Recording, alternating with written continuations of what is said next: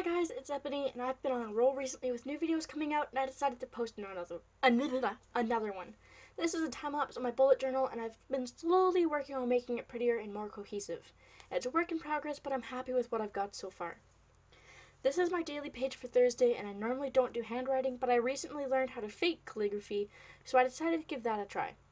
I'll be switching in and out between what I'm doing in the video, what a bullet journal is for, and some of the things that has helped me, as well as some tips that might be helpful, as well as, because I can't cram more into this video, as well as things that I'm hoping to continue planning or things that I am already planning to do, plus just random shit that's going on in my life. Whenever I try to do something new, I do it in pencil first so I have a chance to see what it looks like, as well as correct mistakes before making it permanent. I'm a bit of a perfectionist, so it really bothers me when I have a mistake. Of course, you can't really know how it'll look before doing it in pen first, as pen tends to pop more and I find it easier to hide mistakes by making the ink a little thicker. Now, while I'm just outlining boxes, let's talk about what a bullet journal is. A bullet journal is your planner, calendar, to-do list, sketchbook, notebook, and whatever else you need it to be. It's a very forgiving system as you design it yourself, and you can change things as your needs and wants evolve. It can be as simple or as complex as you want. Messy or clean, cluttered or minimalistic, your bullet journal is for you, so design it how you want. A bullet journal uses, you guessed it, bullets. You make yourself a key for what each bullet means, then utilize them to keep yourself organized. The most common bullets are for tasks that are finished, scheduled, moved, or canceled. These typically carry the heft of your bullet journal, and the others are events, notes, or signifiers. A signifier gives your bullets more context but in a concise way so that you're not writing out 5 lines of information. Now, this is just the bare bones and not at all a checklist or a score sheet. You should plan your bullet journal in a way that helps you do what you need to get done. I like to use boxes to keep my daily pages organized, and some people might not even use daily pages. Some might just go on a week-by-week basis or only use a monthly calendar. I have a box for tasks in the top left-hand corner, a food log underneath it, a gratitude box to the top right of my to-dos, and a note underneath that. I find that this system works the best for me as everything has its own space and everything goes into its own space.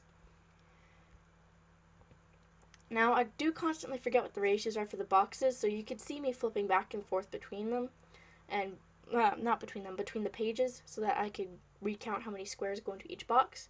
I did have it memorized for a bit, but I forgot since I didn't keep up with my journal for about a month. That's okay. For me, it's really disappointing because I was hoping that this could be one of the things that I keep up every day, routinely. And then I didn't do that, routinely. So I forgot what the ratio was, so I just flip back, recount it, figure it out, and as you can see, it looks much nicer than what I typically had before. I used to round the corners on my boxes, but I like the clean, minimalistic look of the sharp corners more. Really, your styles are up to you.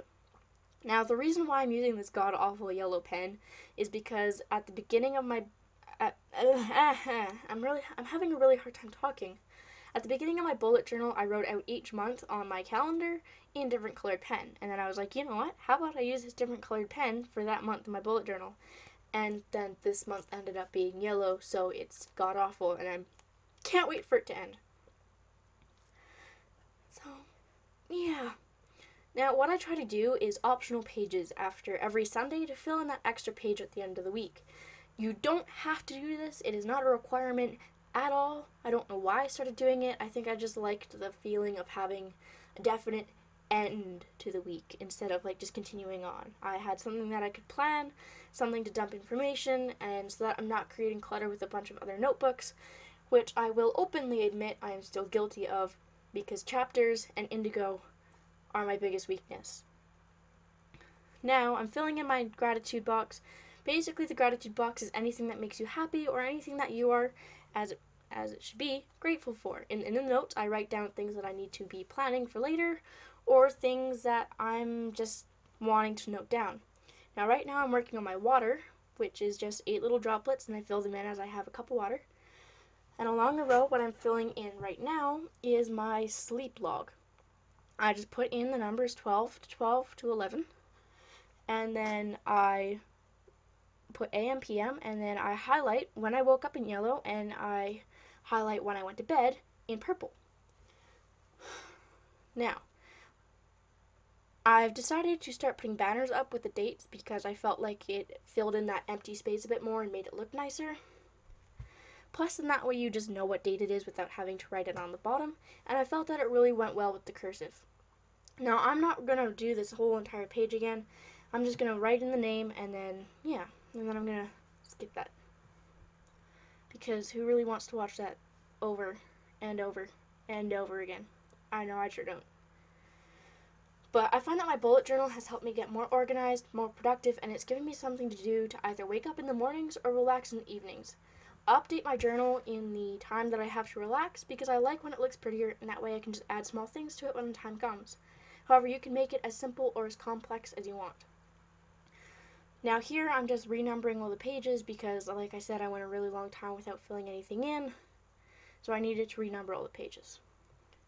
Now here I'm just looking at my weather app real quick to like fill in a weather thing. I didn't do that before, but I really like the look of it when other people were doing it, and you shouldn't do things because other people are doing it. But I liked it and it filled in that empty space. Now you don't have to fill in your empty space. I do not like very much empty space because I feel like it looks unused. So I just looked at the little symbol, filled that, like copied it essentially, because I don't know how else you can put partly cloudy. I looked up the highs and lows. It was fairly difficult to find for some reason. I don't know why. But I looked up the highs and lows, wrote them down, and then outlined it in pen. And then I quickly filled in the sun with yellow. I've used my bullet journal from everything from planning exams to when I need to get my homework in to even planning future trips. I can't go on any of these trips right now because I have no money, but you know, it's the thought behind it, right? The main one that I'm planning is my Canada trip. It's the road trip that I'm wanting to take at the end of high school. So this is where I really wanted to talk about. It is the 100 Days of Productivity Challenge. I decided to use stencils for the first part of this because, you know, I felt like it. I was going to try and mix different fonts. However, that ended up being a disaster at the end. You will see I couldn't finish writing down productivity. So the 100 Days of Productivity Challenge is basically to just inspire you to get going. You do an hour of productive things a day, and then you log it so that you keep track of what you've done. So I wrote 100 days on one page, and then I was going to write of productivity on the other, with productivity being in faked calligraphy, but I fucked up because I don't know how to handwrite very well, and it ended up like droning on, and I was mentally screaming fuck at myself the entire time. Now here I go trying to make it look salvageable and failing miserably. But yeah, don't worry if your bullet journal doesn't end up looking pretty. I know mine sure doesn't half the time because I just don't know how to do them. So it's for functionality, not to look pretty most of the time. Like, you got it. Now, I decided to use different colors because I like the look of multiple different colors, and I decided to do each color in batches of 5. And basically, what I have written down so far, I only have 50 things written down, but that's pretty good. Out of 100, it's half.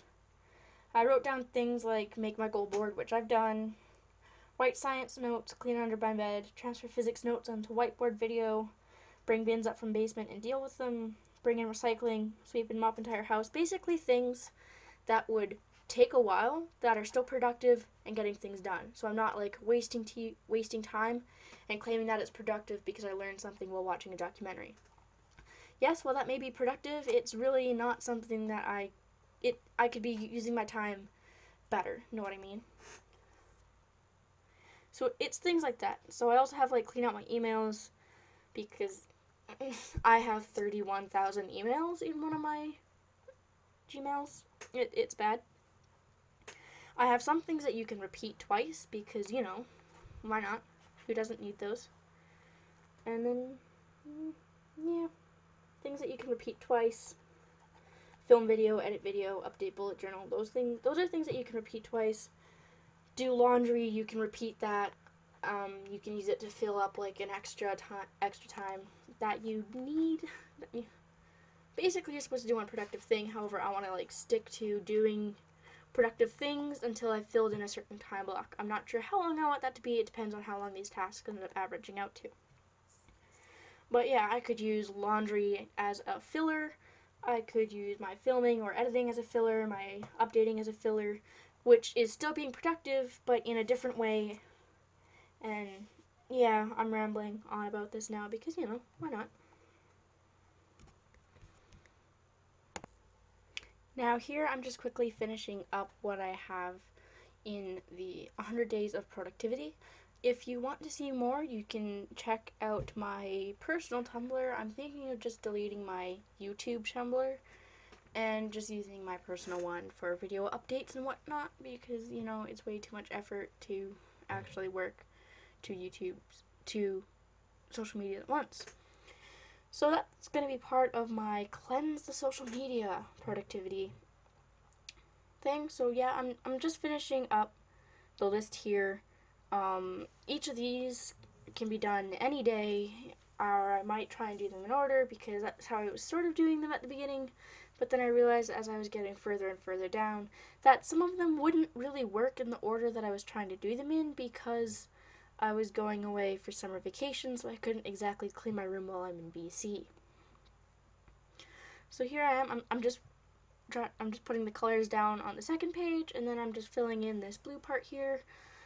I mainly have academic productivity things that I want to put down, mainly rewriting notes and then converting the notes into whiteboard presentations because I find that helps me study, and I figured, you know what, I could use my notes to help other people. Now here's part 2. I'm just sort of jotting things down again. I don't remember how much I did of this, but yeah, I'm just jotting things down.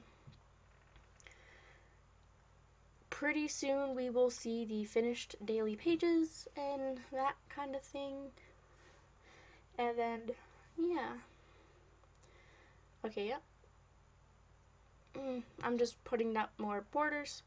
I put up until the 30th so that I finished up this month and that I could just write down the dates, fill in the boxes, that kind of thing. There, done. Enjoy the video, guys.